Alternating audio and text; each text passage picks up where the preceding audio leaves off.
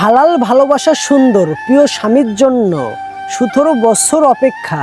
আমার এক মামা বিডিআরের চাকরি করতেন, যিনি 16 বছর আগে পিলখানা যুদ্ধের সময় বন্দী ছিলেন। যদিও তার কোনো দোষ ছিল না, ওই সময়ে তিনি ছিলেন না, কিন্তু কাগজে লেখা ছিল। এর জন্য 16 বছর আটক থাকতে হয়েছে। কালকে ছাড়া পেয়েছে। সবচেয়ে মজার বিষয় হচ্ছে মামার ওয়াইফ এই 16 বছর সন্তান ছাড়াই মামার জন্য অপেক্ষা করেছে। তাদের সন্তান হবার আগে এই ঘটনাটি ঘটে। মামি অনেক সুন্দরী, তাকে বিয়ে দেওয়ার কথা বললেও সে রাজি হয়নি। এই যুগে ভালোবাসার উদাহরণ হয়ে থাকবে যে দেশে ভালোবাসা পূর্ণতা পায় না। মামা বাসায় আসার পরে তাদের জন্য বাসর ঘর সাজানো হয়। অদৃশ্য ছবি, বিছানাটা এলোমেলো।